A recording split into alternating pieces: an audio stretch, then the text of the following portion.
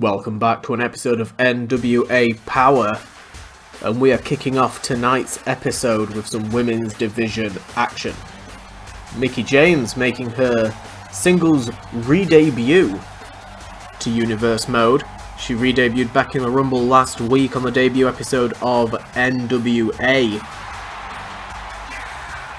Tonight, Mickie James is going to be taking on Lacey Evans, one-on-one. Both of these women have staked their claim. They want to be #1 contender, but of course Toni Storm won the Women's Royal Rumble. I believe both of these women were actually part of that Rumble last week. Lacey Evans receiving a nice little ovation there from the crowd. Definitely not on the level of Mickie James, but Mickie James is a legend. A veteran. Look at her taking the fight. Crowd on their feet for Mickie James getting a little bit fiery herself in response to Lacey Evans. Evans going up top with James on the mat. Diving moonsault to the back of Mickie James, and with Mickie James grounded, Lacey Evans going for a seated Cobra clutch there on Mickie James. Mickie James trying to wriggle out of it, trying to maybe get to the ropes, but no, quick elbow jabs to the chin is what breaks up that submission. Went for a drop kick, but Lacey Evans one step ahead, kick to the midsection, into the neck breaker, and round again into more of a seated moonsault. Bit of a seated splash. Mickie James struggling to get into this at the moment. Lacey Evans definitely being on the offense, the one in control for the majority of this match so far. As I said, both of these women staked their claim. They want to be #1 contender. They're going to have to start picking up some more wins. Knee to that face of Mickie James, and Lacey Evans has been incredibly impressive so far against the veteran. Went for a bicycle knee, but Evans dodged out the way and sends Mickie James over the top rope. Mickie James launching Lacey Evans into the barricade for a second time. Mickie James using the arena as her weapon. Oh, and a brutal slap. Oh, and followed by a roundhouse kick. Lacey Evans with a fiery combo to Mickie James, and James out on her feet for a moment there. Getting launched into the corner. We're at a count of 7. She's going to get into the ring, otherwise Lacey Evans is going to win by count out. And we're at an 8. But James manages to get in, and she's sent straight back out. Lacey Evans. The strength of Evans on display here. Lacey Evans, a very impressive competitor. Standing moonsault. Showing off that impressive athleticism. Lacey Evans with Mickie James up in the air right now. Dumping her down with her snake eyes. That top turnbuckle, and look at those mud hole stomps. Oh, went for another standing moonsault. Mickie James dodged out the way. There's the Mick kick. Rocking Lacey Evans. Holy shit. And now kick to the midsection. Looking for the Mick DT. Oh, and Lacey Evans with the kick out. Mickie James surprised with that. Looking to put away Lacey Evans in a very quick and definitive match. Oh, and there's the monkey flip into the center of the ring. Mickie James on fire! Oh my god, and a chick kick, paying homage to Trish Stratus there with that roundhouse kick to the chin of Evans, and Evans is down. And that is it, Mickie James picking up the win with that roundhouse kick to the face.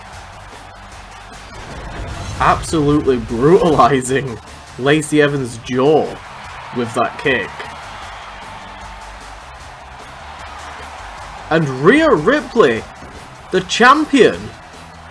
Oh my god, coming out to attack Mickie James. Mickie James did nothing to Ripley, but... Oh, and James is fighting back. Fighting back against Ripley the best she can. Oh my god. What is this? This assault from Ripley on Mickie James. Mickie James definitely learning that Rhea Ripley's the woman to be messed with. Oh my god! Or maybe not a woman to be messed with. Neither's Mickie James. There's a DDT.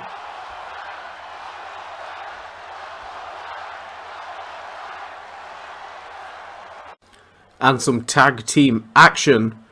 Had to take a little bit of a break in the recording there. My neighbours were having a little bit of a tissy tassel. So recording this a little while after that first initial match. But we've got Mustache Mountain, the former tag team champions, signed to NWA. And they're going to be taking on the current tag team champions, because Mustache Mountain do have a claim to the belts with a scheduled rematch at some point. Don't know when it's scheduled for, but it has been scheduled.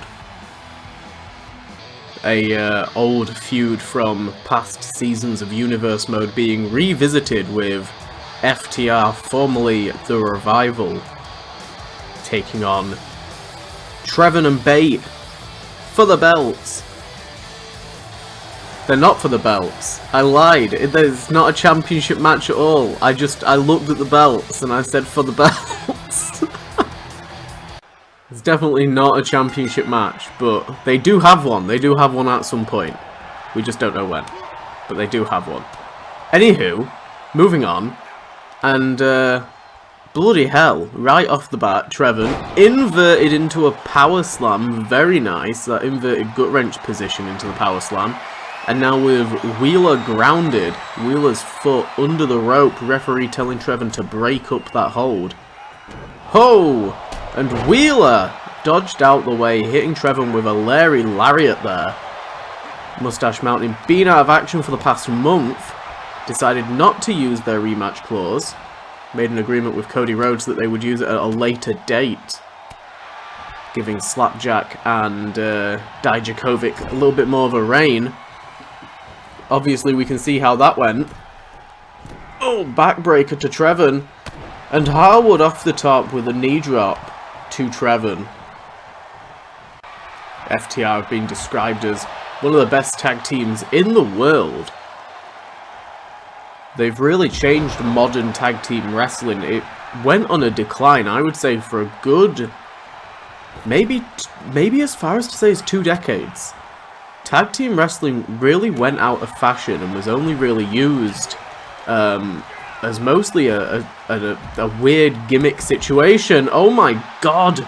Bate just wiped out both members of FTR.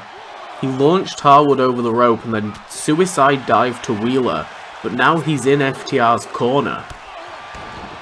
He's got no allies over here as FTR begin the mugging.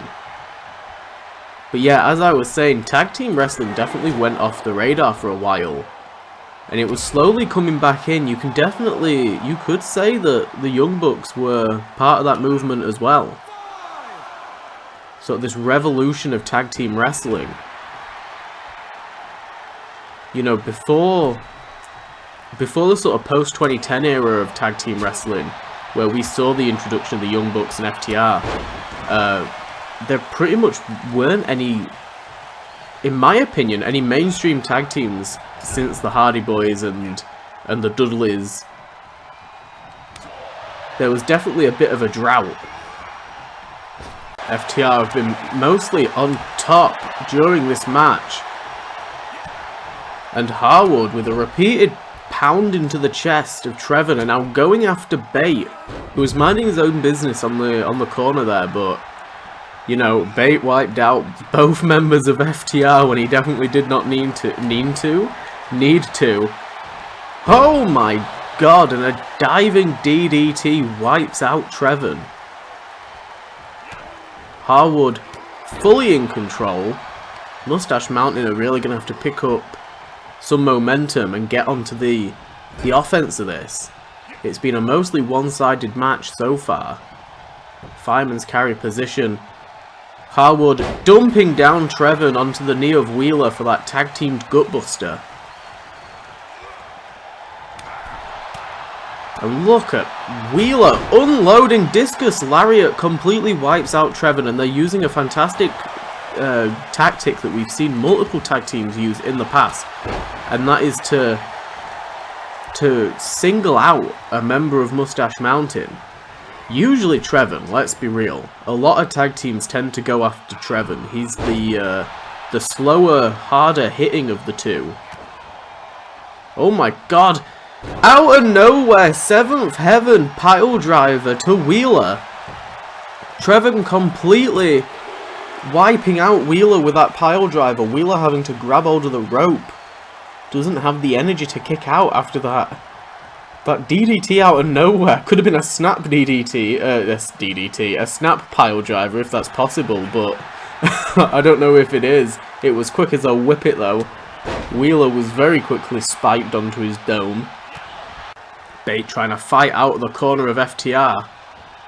Trying to make sure that they don't get the upper hand on him like they did with Trevin. But Wheeler managing to fight out of the grip of Bate before Bate can get him into Mustache Mountain's corner. Snap German suplex. Wheeler slid across that mat from the sheer quickness of that German suplex. Went for a lariat again, but gets caught by the chop from Trevin. And Wheeler dumped over the top rope. Look at Trevin getting all fired up. And Harwood getting in the ring. Oh my god, and Harwood taking advantage. The chop block to the leg of Trevin, completely wiping Trevin out. I don't know what Trevin was going for, but that chop block did a lot of damage. And Trevin's realizing it. He's got to tag out. He's got to make the tag. So now we're down to Wheeler and Bate as Trevin retreats to the apron. And Wheeler's keeping the offense on top of the big strong boy, who I've heard wants his rematch against Volta as well. He wants another singles rematch against Volta after that build-up match to Bash at the Beach where he got completely obliterated by that powerbomb. And a Billy Goat's curse now from Bate, the submission hold on Wheeler. That inverted Boston Crab submission. Harwood trying to pull Bate away, but it's not working. It's enough for Wheeler to hook the leg though. Oh, and a lariat to the chin. And Trevin dodging out of the way from Wheeler. He could see Wheeler was going for him. Oh, he hasn't moved quick enough though. Oh, straight into the steps. Straight into those steel steps. FTR playing a little bit dirty here tonight, as they're struggling to put down Mustache Mountain. They've been on the offense for the larger majority of the match, but they just can't seem to put down Mustache Mountain long enough. Look at this brutal combination. Holy shit. Wheeler could be fighting with a broken hand. Harwood back to his feet now, as we get to a count of 7. Oh my god! And a pile driver to Bate. I don't think Bate's getting back up. Both members of Mustache Mountain have been laid out. We're at a 9. And there it is, FTR going for the count out. I mean, it's a cheap win, but it's a win nonetheless. But needless to say, if there weren't countouts, would Mustache Mountain have won? And our NWA Power General Manager Booker T has arranged for Dominic Diokovic to go up against a superstar of his choosing, of Booker T's choosing, not Dijakovic's, to establish his singles debut here on NWA, since he is now the #1 contender after winning the Power Rumble last week. Dijakovic at some stage will face Austin Theory for the NWA Championship, but it hasn't been announced just yet as to when that will be. Rumour has it will just be a regular episode of Power within the upcoming weeks. Austin Theory has not really shown much concern about Dijakovic being named #1 contender, but so far Diokovic doesn't have too many wins under his belt. His win at the Power Rumble last week was very much an underdog win, especially since he went up against Bobby Lashley in the final 2. This man Roderick Strong got a whole heap of priceless talent under his belt in terms of his in-ring capabilities, however, hasn't been able to utilize them too well in Universe mode so far. Maybe Roderick Strong will be able to pick up a big match win here tonight against Diokovic. Diokovic with a super kick early on in this match, and a big move like that early on is definitely going to rock you for the rest of the match. You're going to be feeling that. Strong got a very, very brutal offense that we saw back during the NXT Championship tournament at the start of the season. And Diokovic, oh my god, all of his talents we've seen in tag team matches so far. But he does have his fair share of being on the receiving end of a pinfall. And with Strong on the outside, oh my god, Diokovic, the 6-foot-tall behemoth of a man Diokovic, just launched himself off of the top rope to the outside of the ring. That was insane to watch. That was a lot. That was a lot. Oh my god, and he just tried it again, but Strong moved out of the way that time, and oh my god, he's cut him into the backbreaker. Obviously, Roderick Strong, well known for using backbreakers. The king of the backbreaker. And looking to, oh my god, a flapjack. I think Diokovic might have just got caught on the barricade there, but I mean, it wouldn't be a shame for Roderick Strong if Diokovic walked out of here tonight with a broken back. Strong would be much higher in the pecking list in terms of the NWA Championship, that's for damn sure. If he walked in and then walked back out after breaking the back of the #1 contender.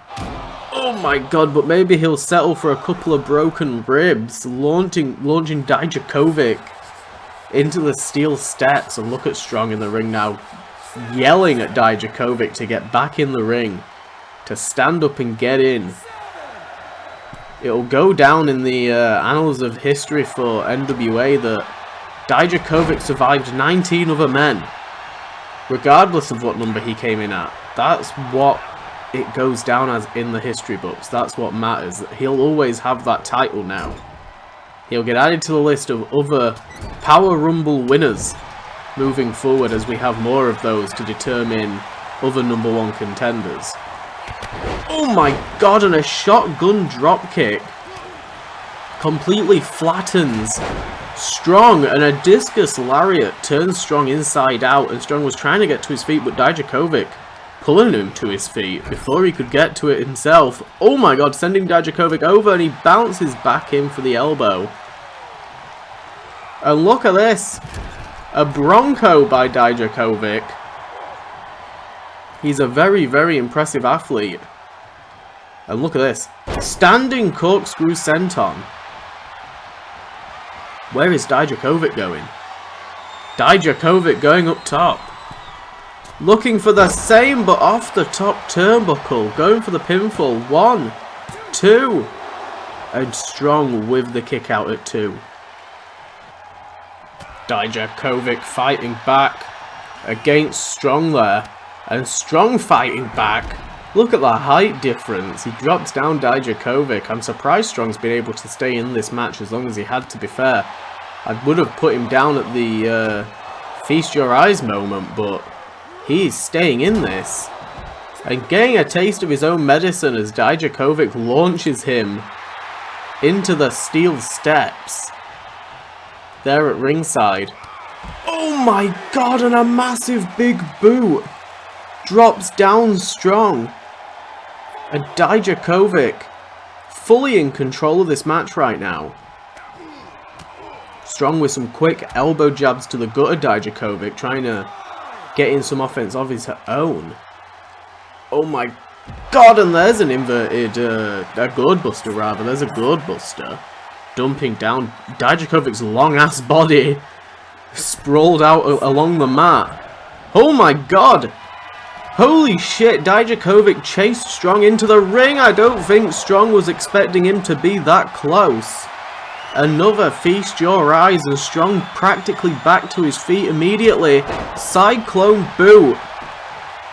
1, 2. And Strong with another kick out. How? How is he kicking out of this? The resiliency of Roderick Strong has been so impressive here tonight. Could this earn him an opportunity at the NWA Championship? Sending Strong into the corner now. Trying to keep down Strong. Launching him across the ring. Oh my god. Deadlift German suplex. Look at the height that he got on launching Strong across the ring. That was insane. And now looking for another feast your eyes, but not going to be able to get it as Strong wriggles away. Went for something, but he caught Strong into another choke bomb. Center of the ring. Where has Strong come from with a roll up? And he's got it. Roderick Strong just beat Dijakovic. Granted, he beat him with a roll-up, but that's a pin nonetheless. What does this mean for Roderick Strong moving forward? And more importantly, what does it mean for Dijakovic and Austin Theory? So for tonight's main event, we actually have a title match. And that's because Ricky Starks' cash-in briefcase has been turned into a second mid-card championship. It's going to be very, very similar to if you were to have the Intercontinental belt and the United States belt on the same brand. And we have a bit of an open challenge to challenge Ricky Starks. And the forbidden door to NJPW has been opened with Taiji Ishimori, a man who we have seen in Universe Mode and in NXT in past seasons, making a return here tonight.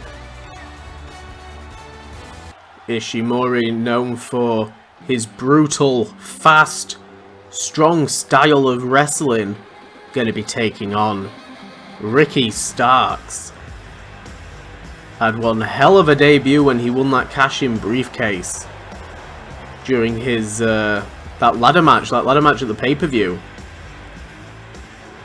And it's now turned into the NWA Mid-Atlantic Championship, paying homage to those Mid-Atlantic territories from back in the classic golden era of wrestling. As mentioned, it's just going to be like having two mid-card belts. It's going to give more championship opportunities to superstars. And it's going to be on the same level as the national championship. Here we go, Ricky Starks, Ishimori, right off, kicking this match off is what I meant to say, with both men blocking up like this was a boxing match. You can see Ricky Starks with quite a big height advantage. Ishimori definitely one of the smallest guys that we currently have signed to NWA. But that doesn't mean he is not a threat. He's incredibly brutal with his fighting style. And dare I say it, he's possibly one of the quickest guys that we've actually got signed in terms of fighting speed. Look at this. Ricky Starks with a neck breaker early on in this match, taunting to the crowd. Definitely one of the fan favourites, very prominent on social media. Knees to the midsection. Look at this combination. Oh my god, and a Meteora. Look at Ishimori panning to the crowd. Fans of Japanese pro wrestling will definitely know Ishimori. For those that don't, be aware that Ricky Starks might walk out of here with a bit of blood on his face. Oh my god, went for something there, but Ishimori dodging out of the way. I think it is going to be interesting to see a member of the Bullet Club on the same roster as members of the Elite former members of the Bullet Club? Could we see possible alliances? Could we see Ishimori go up against the Young Bucks and Cody Rhodes? Or who knows, we might see Cody Rhodes come out next week as Ishimori's manager. We'll have to wait and see. We can't really tell at the moment what the Elite are looking to gain other than championships. They're not exactly happy that they didn't win the tag belts, and Cody Rhodes going to finally get an opportunity to wrestle back in the ring again now that he's no longer the general manager. Ricky Starks managing to deflate Ishimori's momentum there with a double foot to the face. Look at that beautiful combination. Oh my god, and Ishimori caught him. Holy shit, the tombstone position into the gutbuster. Bit of more of a lung blower, to be fair. Those knees definitely did not land in Starks' gut, and you can see, even though Starks is back on the offense as quick as he possibly can, he's definitely, his chest is rising and falling a lot quicker than it was before after that lung blower. You gotta wonder whether or not he's even managing to take in enough energy, enough oxygen, enough energy. And a gut buster of his own. Ricky Starks with the punt to the chin of Ishimori, and with Ishimori down, he's targeting the head. Ishimori could be out. Referee with the pinfall, but a quick kick out. Ishimori not out, just definitely looked like it. Definitely trying to catch his breath after that. Springboard, drop kick to the side of their face. The rotation in midair was the only way that Ishimori was going to be able to grab that, but as he did it, he definitely did not get as much force behind the drop kick as he would have liked. But it was clearly enough to ground Ricky Starks. Double foot stomp. Ishimori jumping to the top, looking to take flight.